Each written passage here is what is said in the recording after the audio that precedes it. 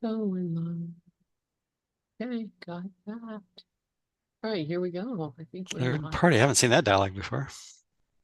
Oh, these are all Zoom is Yeah, got a bunch letting you of know what's going on, huh? well, I think they just got a bunch of um kids in the background that are let's try this. Let's see if the people will go for that. All right, here we go. Now you can see it, right? Absence from Felicity. Yep, yep. No G's or anything in it. Now I just have to come over to the other computer and turn the volume down so that we don't have a massive echo. What? I know that's hard. It's really bad when Snap have it going on. And I don't hear a neck on it. What? oh my Lord. All right. I think we're cool.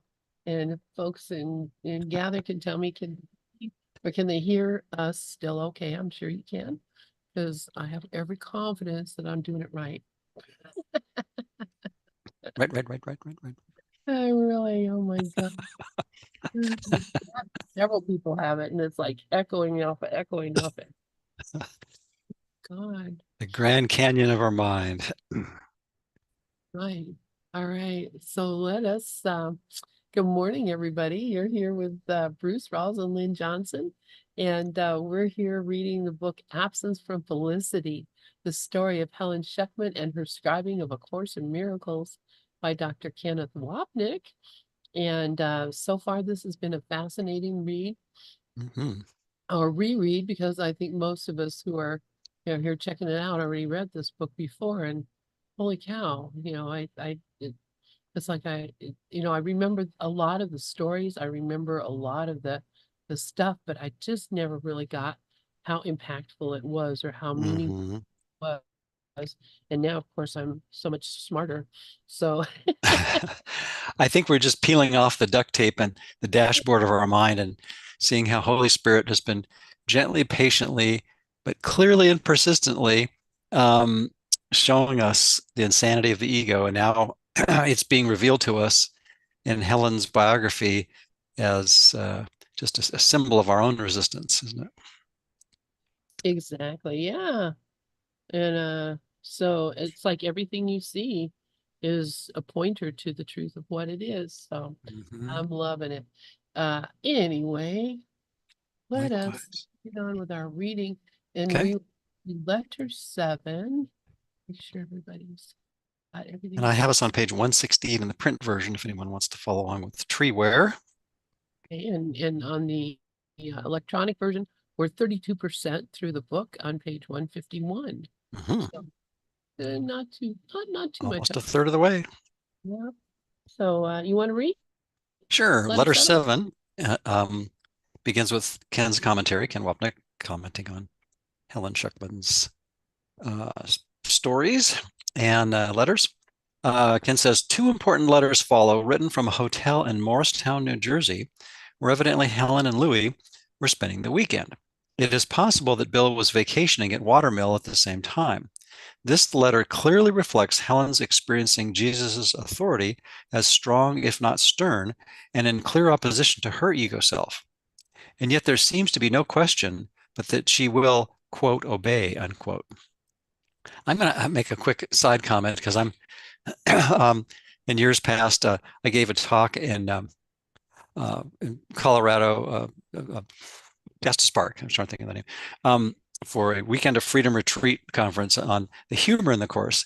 And I think there's the authority that sometimes comes out if you're not paying attention as derogatory or derisive when Jesus in his book talks about the ego is really just an extremely infinitely gentle lampooning and plea and gentle plea to us to, as soon as we can, get off the ego kick because we're the needless suffering that we're imposing upon ourselves is really um, just silly. And as the course says, it's not tragic in eternity, but it is in time that we needlessly procrastinate practicing the course's forgiveness, which leads us to a more consistent peace and therefore less suffering more quickly. So It's never really authoritarian, but it is authoritative.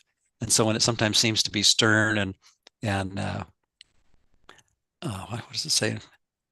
Well, certainly strong, and as Ken points, strong if not stern, and in clear opposition to our ego self. Well, yeah, how could anything that opposes the ego be anything come across to the ego as anything but confrontational? And yet, it's not a confrontational opposition. It's basically just a statement of the truth, which doesn't need to oppose anything because the truth is all encompassing and there's nothing to oppose other than what we made up in our minds, right? So I think that's where the profound,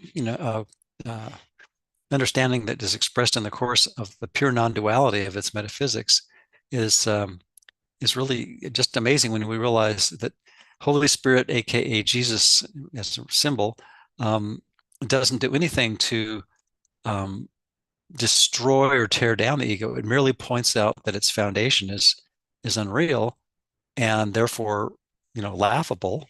The tiny mad idea. It's just a ridiculous, silly, forgivable notion that we've hung on to for millennia, and who knows how many millennia. But to the degree that we believe that we're at the mercy of the world, it seems like this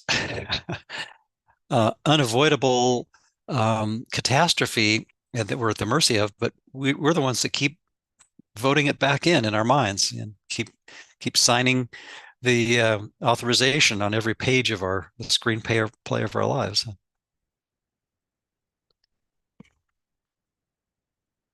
I was pausing in case you had a comment, Lynn. Oh unless, yeah, unless you're fine. grabbing a bite or taking a No, sip of something or whatever, right? Which I often no, do. I was just muted. So Okay. yeah, it is. As you were speaking, I recognized first off, yes, that was the weekend of Freedom Retreat Uh-huh. in Park, and I think that your talk was just so delightful, and I'm so grateful that we invited you to come there. Um, Yeah, I appreciate that. much the idea of laughter that Jesus is talking about in the course, and you're pointing out, all the times the little, tongue-in-cheek remarks or whatever. It really, it's not that Jesus is laughing at us, but it's like, I watch a lot of, well, one thing I watch a lot of is TikTok, which, when I have nothing else, I'll kind of look at it a little bit. And there's a lot of times when little children are doing things and, the parents are videoing them and the little children are saying things and, just doing things. And it's just so cute. They're not that's not the right way for them to put on lipstick or whatever it is that they're doing. But you're not sitting there going, you better straighten that up or do this right or whatever. You're looking at it and going, this is so adorable. And you're laughing because it's just so sweet, how hard they're trying to do whatever. And and that's what Jesus is, he laughs a lot. And if you look up in A Course in Miracles, how many times the word laugh appears and all the recommendations that Jesus is making to us about laughing, he's saying, when you get to the point where you can look at this and laugh, then you are going to really you're going to feel so much better. You're going to be so much happier, and, look at this and laugh with me at this world, laugh away what appears to be a tragedy or disaster. Let's look at it and have a chuckle at how seriously we have been taking this insanity. Mm-hmm. And he says, when you can take it to the Holy Spirit and stay with the Holy Spirit until you can both laugh about it, then your forgiveness is complete and you can let it go. But uh when I see I see uh we all do that. We look at Helen and we laugh. Oh, how silly she was to be so worried about this, and how she didn't understand things, and this is why she did this and that. We're looking at it not, laughing at her because, we think she's unworthy, but laughing because we're seeing that we are doing the same thing and how silly it really is. Hmm. So uh, uh, I love uh, the idea of Jesus's authority, strong if not stern, in opposition to her ego self. Hmm. Hmm. um, and eventually what we do is we come to the place where we can laugh at it. We can look at it and say, wow, did I ever think, that was real? And boy, was I ever confused in whatever. Um, so anyway, I don't know why that came to my mind, but I just was thinking I was just thinking about that talk yesterday, Bruce, the one that you did Oh, in really? Yeah. I posted on ACIM blog along with a couple of sequels.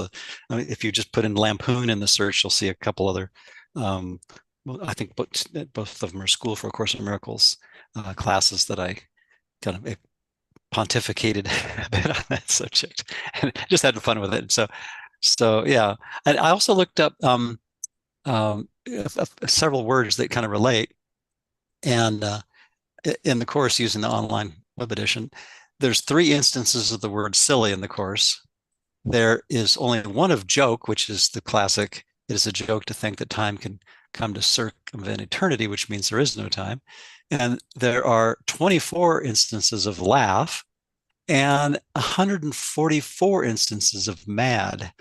So yeah, it's definitely a predominant theme that it's just crazy. I'm also in the process of making a calendar with a dozen of the quotes that I used at that Weekend of Freedom Retreat conference that I think epitomize the course's humor and the gentle, infinitely gentle lampooning of the ego that just says it's silly to be so worked up about a non-existent thought system, or as Shakespeare said, much ado about nothing, right? Yeah, exactly. And that thrills me that you're doing a calendar of that. Is it going to be available before the year? Before Yeah, the yeah. I'm hoping to finish it this week, and I've had a bunch of other projects I'm juggling, but I just did one that was uh, using the same graphics of a abandoned dump truck in the Ruby ghost town, about an hour and a half south of here, and I'm just going to use those same images of close-ups of an old deteriorating truck out in the weather because I think it kind of fits. It's like an old deteriorating thought system that has been a bit long abandoned long ago, but we still, you know, seem to be fascinated with, kind of thing. That's great. I love that. And if you go to acimblog.com, anyone who's listening, and Bruce does have these calendars available. And I know I got one last year for my daughter from photos that you did when you were in Mexico Oh, that I, thanks. gorgeous. So, uh, but I would love to have a laughter calendar because that reminder all the time of Coming up soon. coming up soon. So Yep. very good. All right, let's So should see. we pick up where we left off? You want to go ahead Since and we had a little bit of digress. Yeah, let me read that paragraph over since I digressed just a smidge. So Ken says, two important letters follow, written from a hotel in Morriston, New Jersey, where evidently Helen and Louis were spending the weekend. It is possible that Bill was vacationing at Watermill at the same time. This letter clearly reflects Helen's experiencing Jesus's authority as strong, if not stern, and in clear opposition to her ego self. And yet there seems to be no question but that she will, quote, obey. So here's that letter. And I'll just read the first page or so of it. Dear Bill, I'm not sure I want to write this, but I have an idea. I am obeying an order, capital O order. These orders are rather stern, and the main feeling I get is that I wouldn't dare to disobey them. This is the second one, the first one being given on Thursday morning when I was so convinced that I must be sure you are fully released and perfectly free. I seem to wake up with certain very definite instructions with a capital I from a compelling authority with a capital A who is definitely not fooling. Continuing the theme of our silly, foolish the lampooning of this silly, foolish, absurd thought system of the ego. Huh?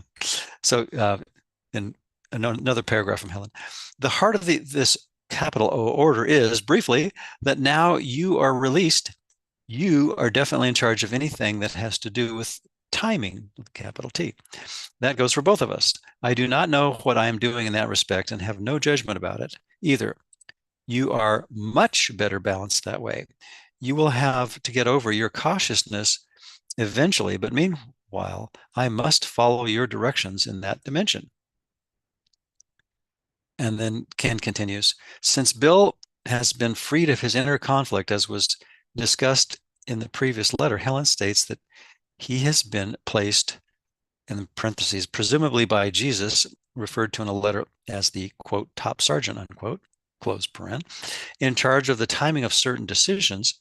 Helen, yeah, period. Helen continues, reflecting a shift in her ego's position by saying that, quote, disobeying, unquote, an order does not lead to punishment, but simply to the loss of peace. Well, there's a whole lot of metaphysics of the Course right there in that end of that sentence, huh?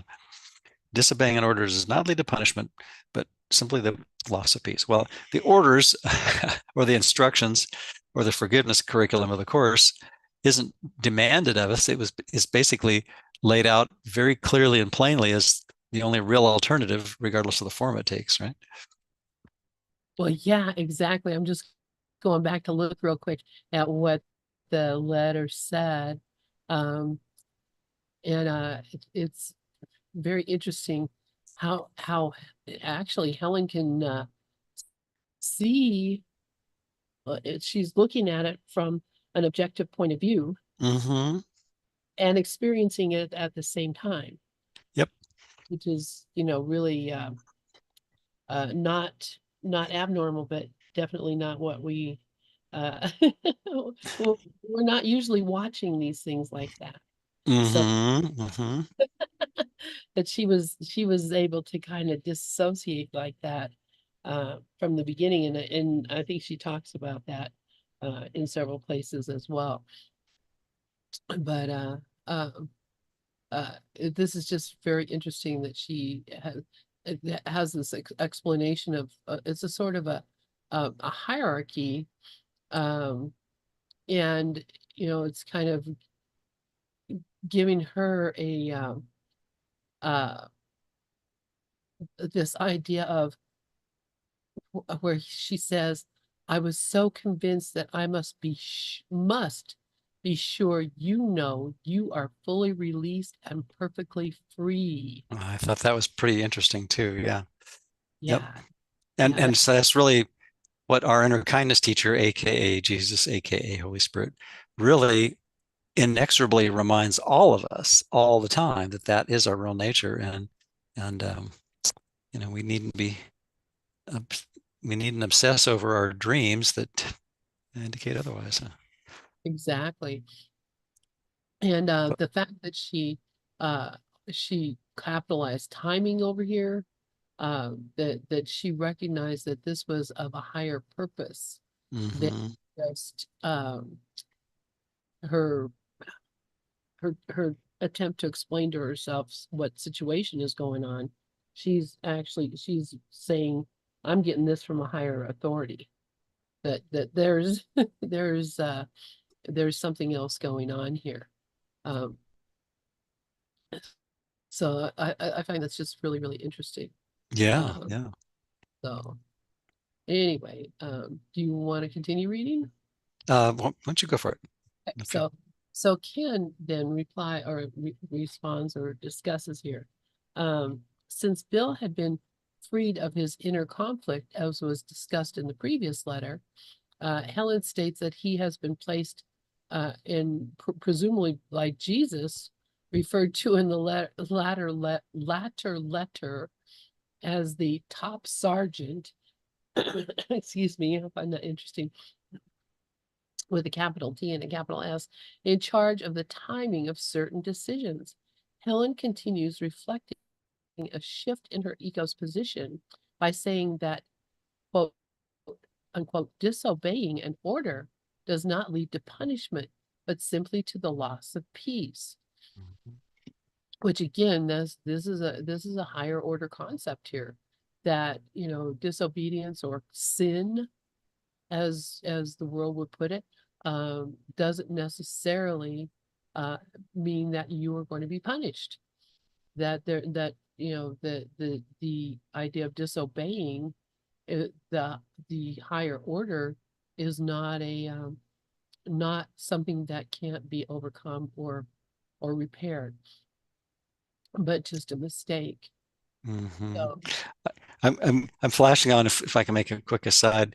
Yesterday, my wife Nancy and I went to a movie set out in the desert called Mescal. It's east of Tucson, and they had a little guided tour there, and you see all the buildings that they've put together so they can be moved around and repainted and remodeled very quickly and easily, and just out in the middle of the boonies with the typical Arizona desert backdrop and the mountains and cacti and whatnot. And the guides gave us humorous anecdotes about the all the different movies that have been made there, and which was quite fun. And obviously, I was noticing all the special relationships that not only the guides but all the people attending had with certain actors and actresses and movies and how we form special relationships with everything. But that's by design. And then just for fun, we thought let's watch one of the movies that was mentioned at some length that had been made there almost 3 decades ago, I guess, about that, and which was The Quick and the Dead. It was just one of these totally one-dimensional, so corny it was silly kind of gunfight kind of movies. But I was thinking, well, there's Gene Hackman plays the guy who's the mean boss of the town. Basically, he took the law into his own hands, and then Sharon Stone, attempts to wrest control along with the other sheepish local residents. But he challenges everyone to this series of gunfights. It's a sort of like a March Madness kind of thing where they keep eliminating different people and then whoever's left moves up kind of thing. But I was thinking, well, that's how we've all done this. I mean, we watched this movie and I was thinking to myself, it's like, wow, here's this off the wall, you know, basically condoning violence, raucous raucousness and murder. But that's how our minds are on ego. I mean, this is your mind on ego, as the ad would have said, right? But that's basically everyone's mind when we don't practice the discipline of just watching our thoughts that the course leads us inexorably to, and we inexorably will want to do that because the pain of not doing that mentally is just so great. But it's a matter of we think we have to take the law into our own hands and not really listen to what Helen's is describing here as the orders from on high in our mind. And it's not a demand, but it is a command, which is basically saying, if you really more like an if then statement, if you follow the Holy Spirit's forgiveness curriculum, you will be peaceful. And it's as it says right in the beginning of the text, we don't get to choose the curriculum, but we do get to choose, what we take at a given time, but we're all going to go through the curriculum, and the form may be greatly different, and most likely will be for everyone, but the content is always the same: is that God's Son is sinless. It's all movie magic that all these people are getting shot and falling down in the dusty street. I love that movie. First off, um, um, what's her name? Uh, Sharon Stone. Stone. Yeah. She was, I think, brilliant in there. Oh yeah, Leonardo yeah. DiCaprio, and the thing was that movie was, it was like almost like a Warner Brothers cartoon kind of. Oh, it's a total parody of the Western in so many ways. Yeah, but it was Exactly, really for me it was like watching a parody of the ego, on steroids. exactly. And yeah, so interesting that you got to see where that was. Yeah, Uh, yeah. All the buildings that they used and all that. Yeah, and then there's several dozen others, of course, that were filmed there, but they're getting ready for filming something else, and while we're there, painting one of the buildings to look different. well, that's a great, great, great uh analogy for your mind to set on, to say, "Well, look at this is all, it's all cardboard and Yeah, it's all facades. Even the buildings you could walk in are still facades. Right? Hmm. so yeah, uh, that's really where we're going here is, Hmm. I said, this is, I think I told you that this happened, that I had a sort of, well, I had a dream. Um, I was sleeping, dreaming, and in the dream, I was in a place like one of those Western movie set facades. Hmm. And all that I could actually experience was right within the field of my vision, but and I knew that on the other side it was just light, and it was like I was in a field of light with the only solid type things being within a very short field of, just like right here, right now. The only thing I can see are the walls of this room. Um, and the things that are in this room. I can't see what's beyond it, but that's how this was in this vision, this dream, except I could see what was beyond it. I could see on the other side of this wall was nothing but light. And I walked around Hmm. the dream in this state. And then when I woke up, I was still experiencing that same state. So when I woke up, uh, the only thing that was like real, the things that were right around me, but I could see the light beyond them. It was really, really very cool. And that lasted for several hours. I was having that experience. Hmm. I didn't even, question it. I'm just like, this is pretty cool. And and I was still, that just points out to me, this is what's really happening here. The world that I see is a projection of a very limited vision. I can only see as far as the end of my nose or the wall or Hmm. whatever.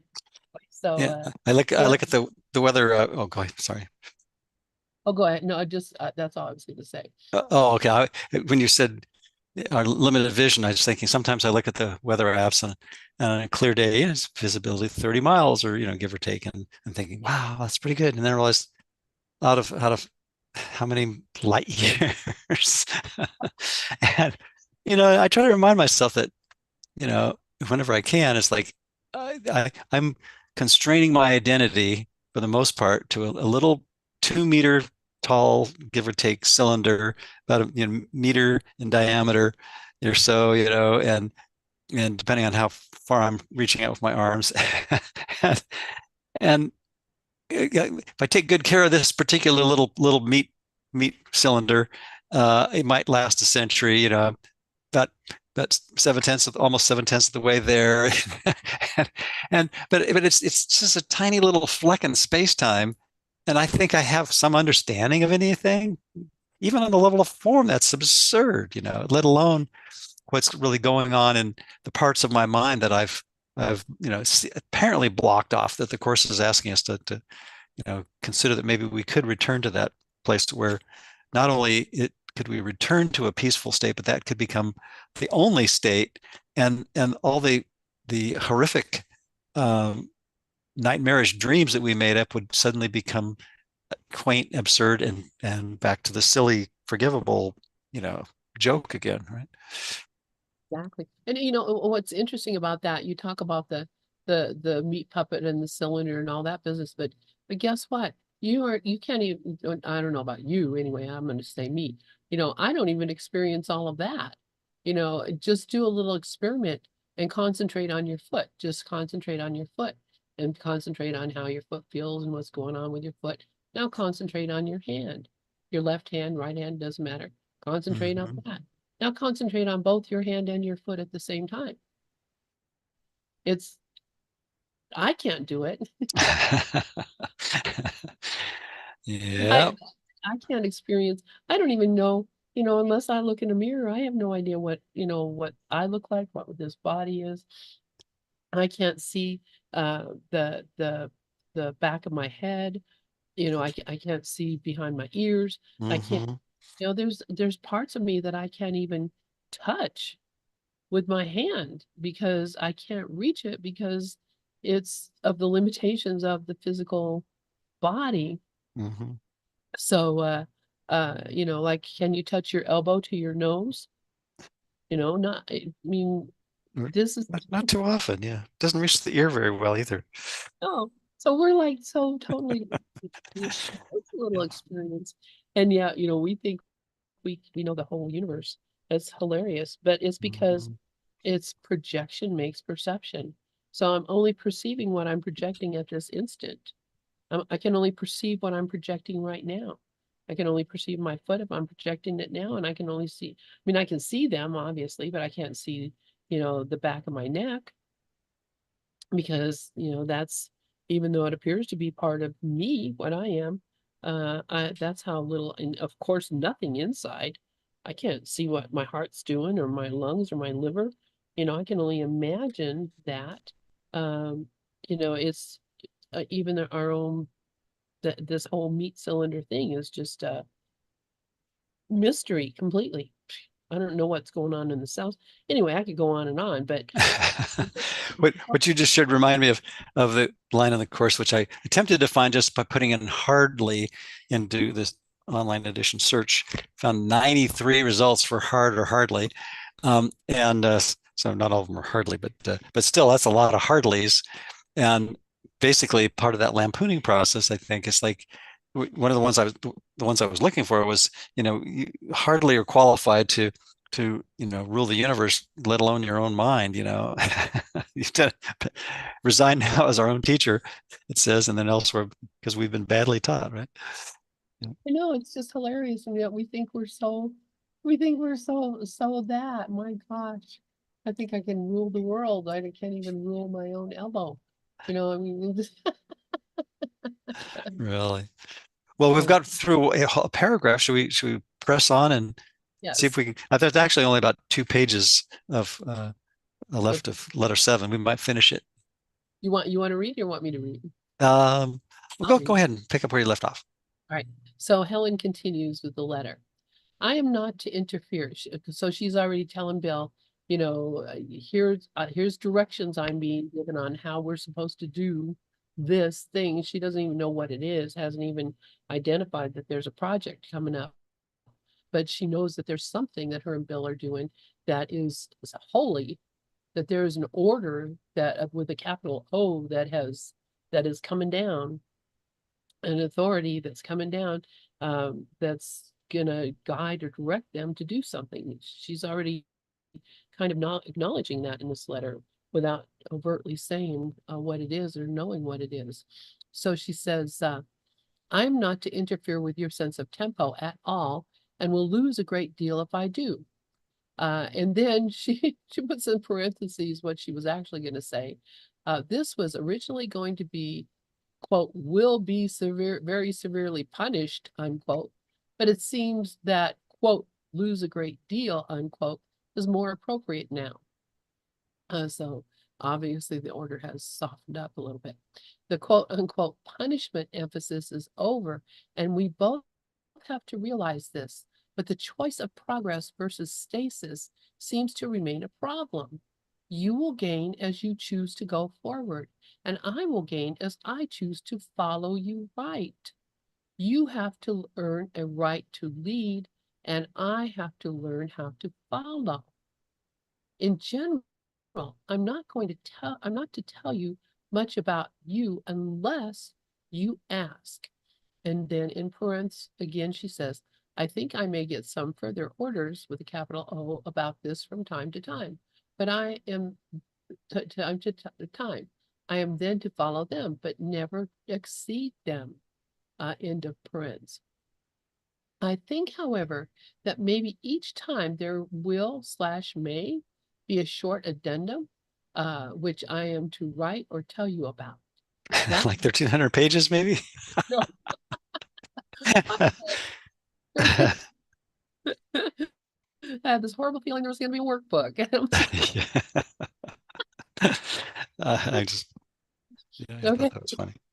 so so she says, last time I did not write it as instructed, but after some hesitance and a very careful check with you, in parens, as you may remember, end of parens, I told you about it. So here again is she's being given orders and directions from a source that she uh, very clearly assumes is outside of herself, outside of her own mind, and being told to do certain things and to tell Bill certain things and to give Bill an authority over her. Basically, what she's saying, she's been told, Bill's gonna lead and I gotta follow. Bill's got the timing, I gotta do whatever, whenever. And, I don't think that really suited Helen very much to be in that position, but she uh, reluctantly um uh, acceded to the um to the demand, or to the question, or to the Mhm. order. I love it. Order. She's got all the military Y- things going. Yeah, as you're saying that, I was thinking, on the surface, this might seem to be about the fact that Helen was essentially Bill's employee and under his supervision.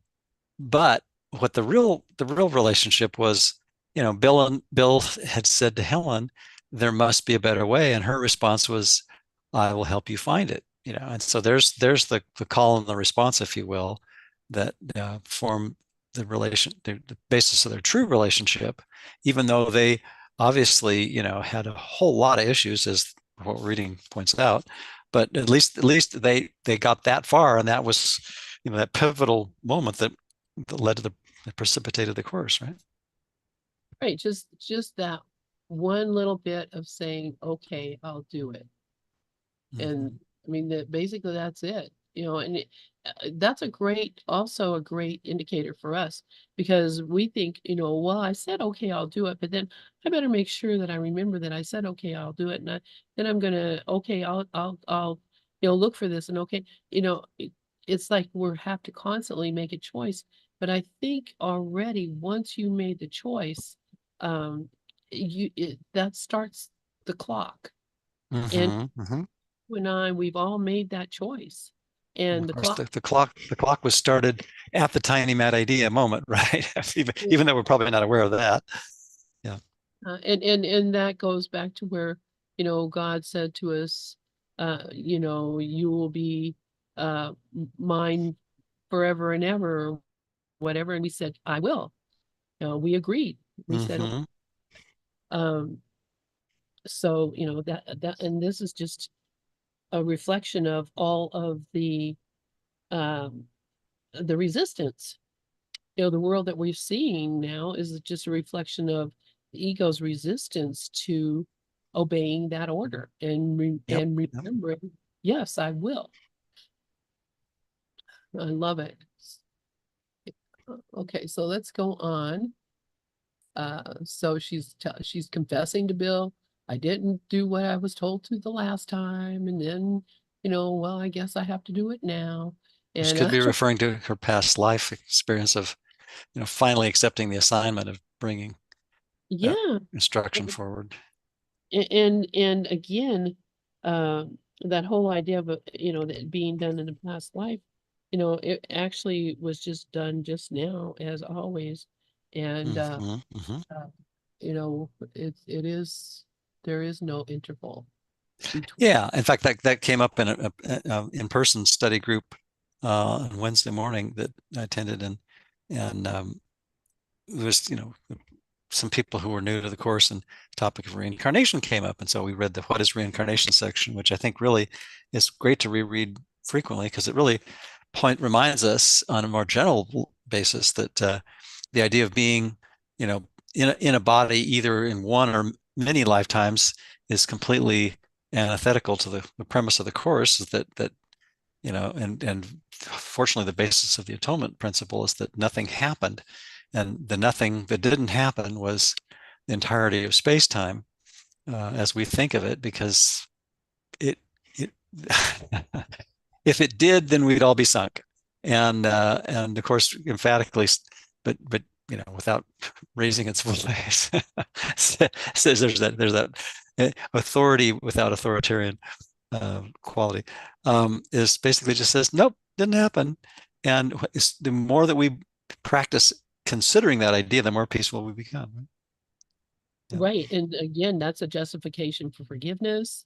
That's a justification for, the why the miracle works. It's not because it changes anything or does anything. It just reminds us of the truth of what is, Yep. and no longer, get caught up in the belief that something happened. Nothing happened, which is, that's probably the most, at first that used to just drive me crazy. Now it's like, thank God. Thank God it didn't. Okay, so let's get on. Helen continues.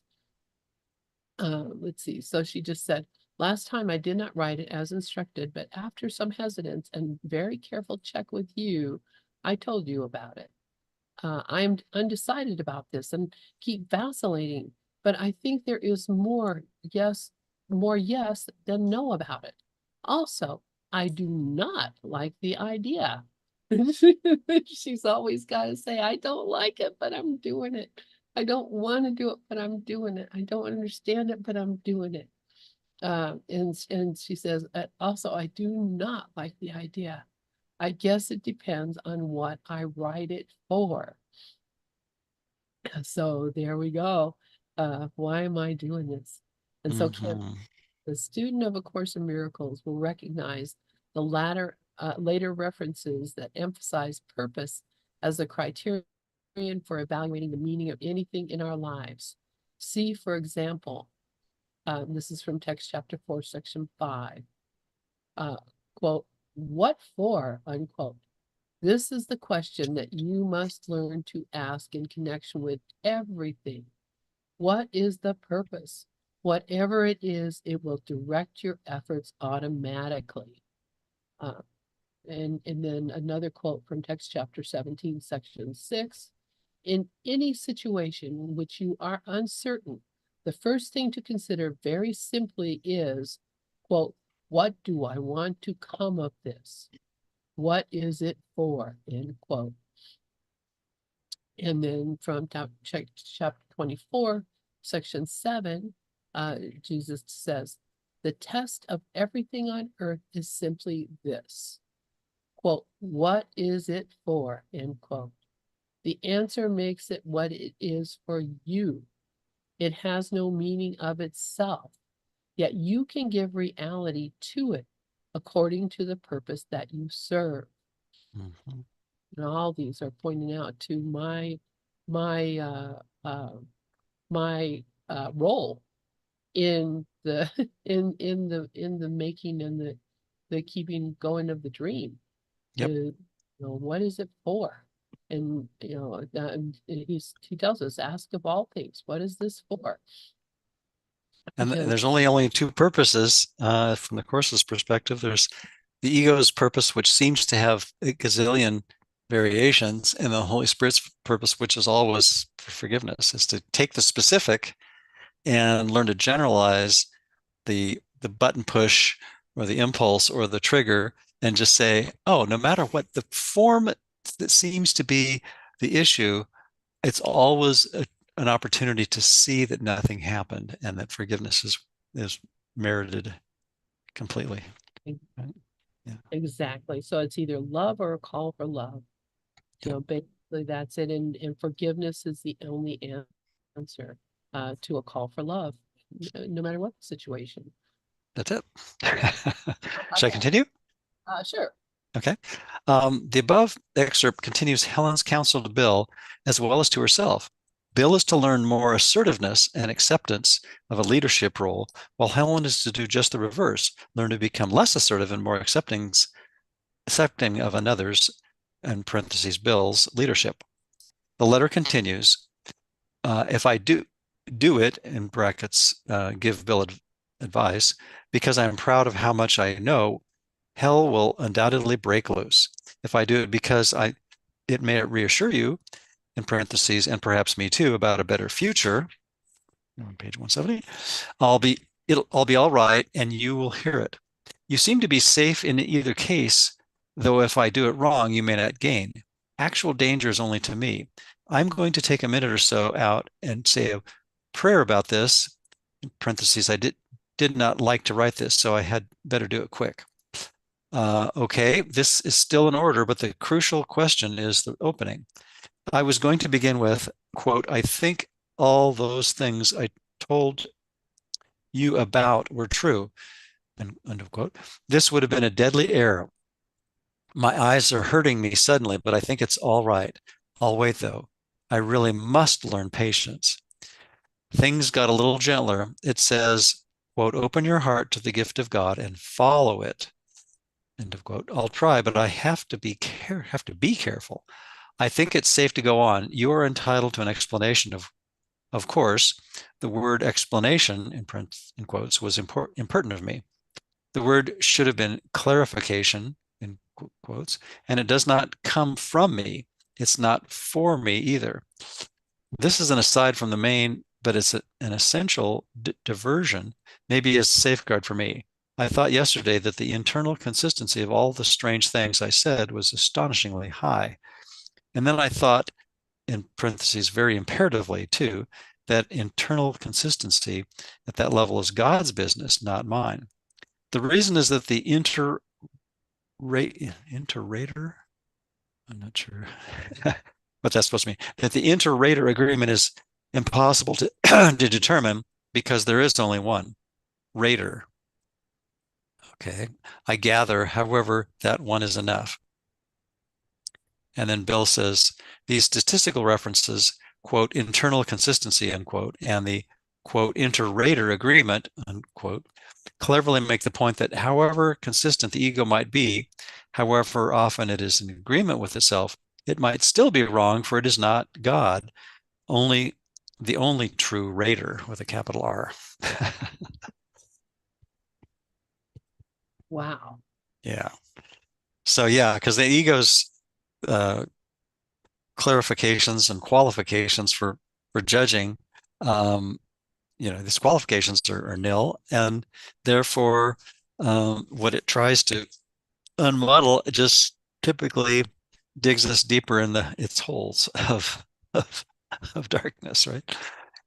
Yeah, it's just so interesting that, this whole letter, which seems to be a little longer than the others, this whole letter is really a dialogue that, I mean, it's like a three-person dialogue. Mm-hmm, mm-hmm. Helen, and then, the observer mind, Helen, and I mean, she's going through she's playing all the parts. She's interrupting herself, and she's asking herself questions, and she's interpreting answers, and I mean, she's doing all these different things. It's like if you didn't know that this woman was perfectly rational and a psychologist and had um was not some kind of a you know you know I don't know, schizophrenic kook. You know, you would think that you read these things and say, this is interesting that she's writing a letter and having a discussion with herself about the content of the letter and Mm-hmm. the purpose of the letter, and she's asking herself questions and coming up with answers. It's like, almost like a clairvoyant thing. You're not, maybe clairvoyant, but I mean, is this not a typical letter that you would expect to get from someone? This is the kind of thing I think, from someone from an asylum would be. Well, I think it's interesting that you bring that out too, because in a sense, when we talk in what we think of as first person, the Course really suggests that if we can look at it from a third person point of view, which would be how Holy Spirit sees our, little childish game of making up an identity that's fraudulent, and then not only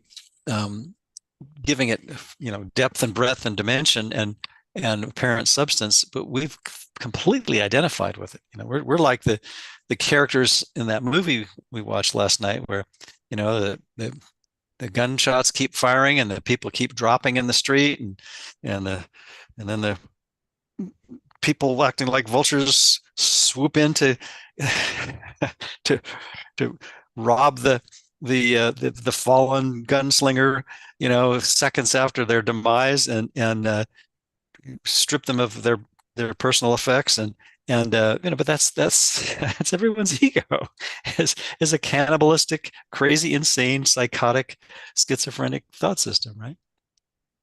Yeah, exactly. And you just reminded me of I played D and Dungeons and Dragons, D&D, and Okay. that's when anything, you kill something, you go check it out, and you get its weapons, you get its gold, you get its whatever So it to the victor goes the spoiled. Is that how it goes? exactly. I But changed it slightly, right? yeah, but it's a game, so you don't have to worry about cleaning up the bodies. It's just Uh-huh. yeah, you just go on to the next adventure. Uh, excuse me. Okay, But so you want to continue? It's we've only got like, I think, with three short paragraphs, and then one of Ken's to finish this section. So wow, I can't believe what time it is. Oh my Lord. yeah. Okay, yeah, continue reading. Okay. So Helen continues. I paused here because unfortunately it occurred to me that the last, in brackets, the aforementioned reference to the quote one raider unquote in bracket is kind of cute. Actually, even that is all right, provided that I recognize that I am referring to a gift or maybe even a loan, which is genuine enough but must not be misused.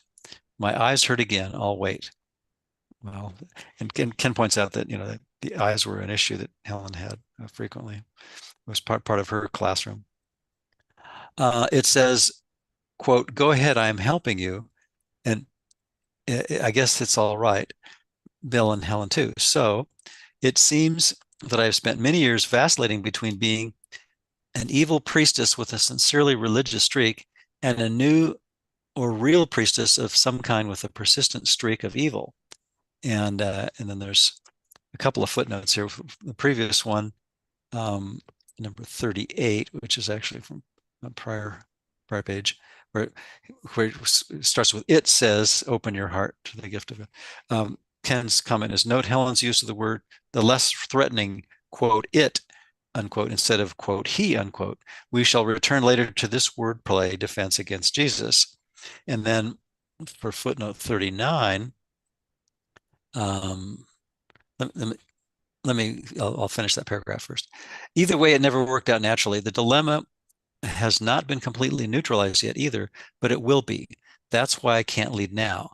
I'm much too attracted to danger and cannot be depended on to ask for and give real help consistently. I am to stop immediately.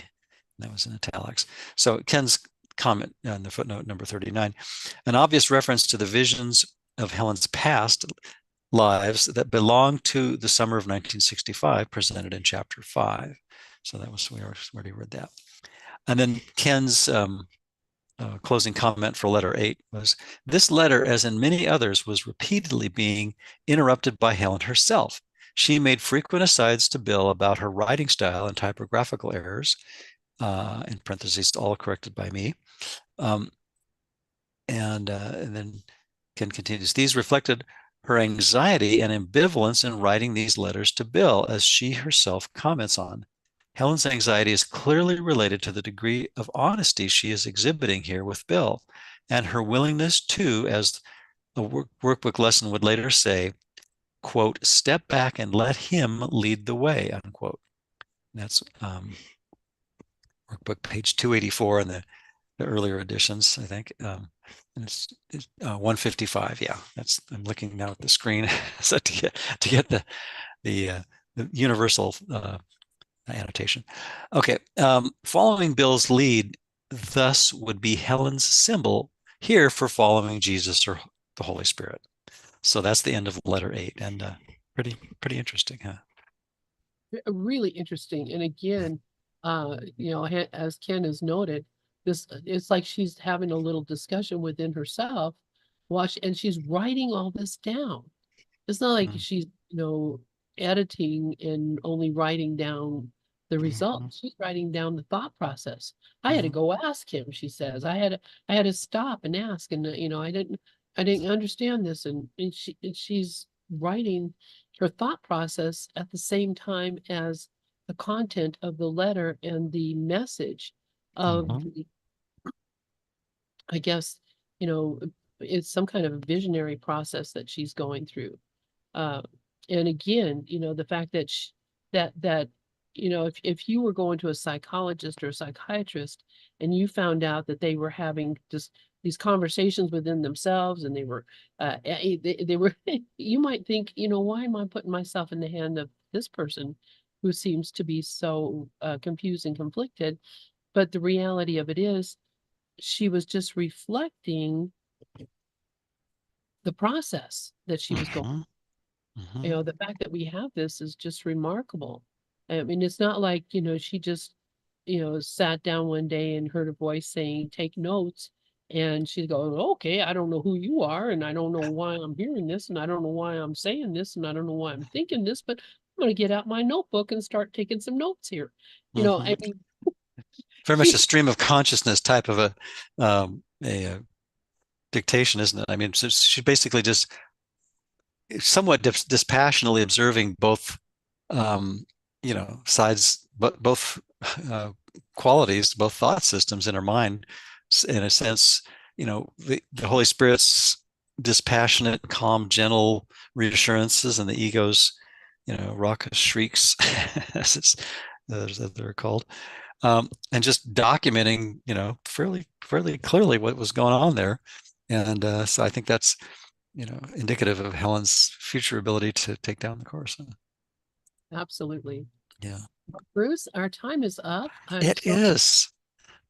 And we got through letter 7. Look forward to reading letter 8 with you next week. So absolutely. And I'll have to go and, I just was thinking about that movie the other day, The Quick and the Dead, because really. an article about Sharon Stone, and she was talking about how she had to convince, I think it was Robert Rodriguez, who was the director, to take a chance on Leonardo DiCaprio because he was fairly The unwilling. the kid, yeah, he was only 21 when that film was Yeah, made. We and learned he had last night. the Gilbert Grape movie, which was a completely different whole system. So, Hmm. it just is real interesting to me that you went over there and you watched that movie. So, Yeah, it was kind of fun. It was just, but again, the theater of the mind. I was thinking, as the tour guides were giving us this spiel about each building and what movies it was used for and how it had been modified and such. I was thinking, well, all the world's a stage, right? We're all in this incredible 3D holographic movie, and we have movies within movies, which we got to see some of the back end workings of the behind the scenes stuff yesterday. how So funny. I yeah. love it. Thank you so much, Bruce Thank Rawls. you, Lynn. Have a great week, everyone, and look forward to the next conversation. Thank you so much.